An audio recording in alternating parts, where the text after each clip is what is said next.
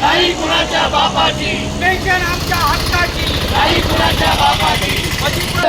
पाणी पुरवठा विभागाचा निषेध असो, पाणी पुरवठा विभागाचा निषेध असो. पेन्शनसाठी कायमस्वरूपी लेखाशीट झालंच पाहिजे, झालंच पाहिजे. हम सब एक है, हम सब एक है. पुढे तुम्ही घोषणा द्या, तुम्ही घोषणा द्या, घोषणा द्या. घोषणा द्या, मी सांगते. नाही कुणाच्या बापाची, नाही कुणा. एक है, एक है. कोण म्हणते देणार नाही, घेतल्याशिवाय राहणार नाही, कोण म्हणते देणार नाही, घेतल्याशिवाय राहणार नाही. पेन्शन आमच्या हक्काची. नाही कुणाच्या बापाची. विजय असो. अजितराव प्रशासनाचा निषेध असो, अजितराव प्रशासनाचा निषेध असो, पाणी पुरवठा विभागाचा निषेध असो.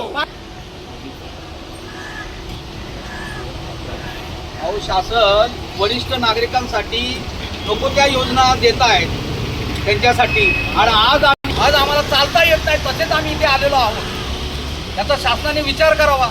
हे ज्येष्ठ नागरिक सगळे आज इथे आलेले आहेत आणि त्यांची पेन्शन रोखून ठेवलेली 2 महिन्यापासून. 2 महिन्यात संपले पैसे.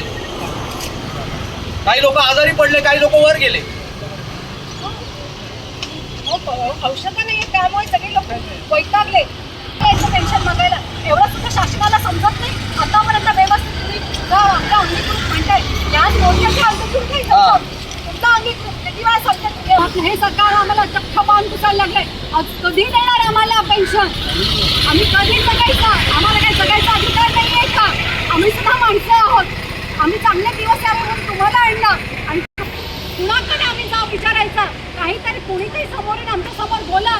काही कोणीच बोलत नाही. आम्ही जायचं कुणाकडे? नुसती आश्वासनं आश्वासनं आश्वासनं, त्याच्याशिवाय आम्हाला काही मिळालेलं नाहीये.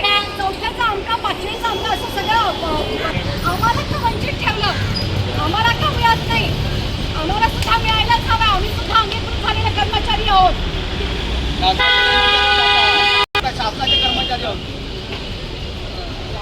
आम्ही. आता शासकीय कर्मचारी आहोत. 2017ला आम्हाला शासनात घेतलेलं आहे, तेव्हा आम्हाला पेन्शन मिळालीच पाहिजे. मिळाली. पेन्शन आमच्या हक्काची, नाही कुणाच्या बापाची, पेन्शन आमच्या हक्काची, नाही कुणाच्या बापाची.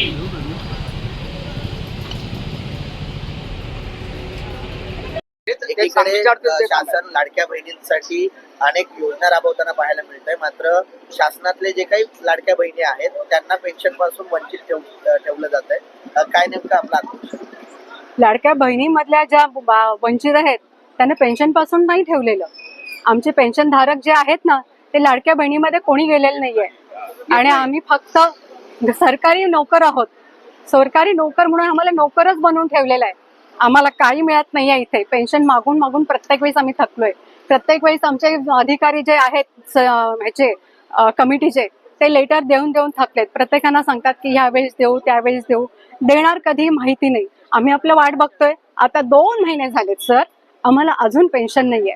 आम्हाला 2-4 दिवसापूर्वीच मला एक न्यूज झाली, कोणी ना लातूर मधले आरेखक, त्यांना पैसे नसल्यामुळे, औषधं नसल्यामुळे ते वारले. मग अशी आमची अवस्था असताना सरकारला वाटत नाही की 2 महिने झालेत, हे वरिष्ठ लोक आहेत, सिनियर सिटीजन आहेत, त्यांना प्रॉब्लेम होतो जगण्याचा, त्यांना सपोर्ट नाही कुणाचा. अहो, ही आमची पेन्शन म्हणजे एक इज्जतीची झालर आहे, एक चादर आहे. आम्ही कुणाकडे हात पसरणार नाहीये. त्याच्यासाठी आम्ही पेन्शन मागतोय.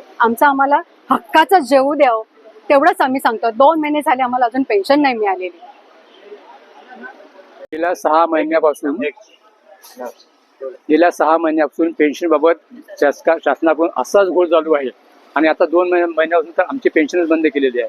महाराष्ट्र येऊन 5,000 म्हणजे एकूण 14,000 कर्मचारी पेन्शनपासून 2 महिन्यापासून वंचित आहे आणि या पेन्शनपासून सगळं आमचं अडलेलं आहे ना. आम्ही आता वयस्कर माणसं आहोत. 60, 70, 80, 85 पर्यंत गेलेले आहेत. खाण्याचे, पिण्याचे, औषधाचे सगळेच हाल होत आहेत ना आमचे.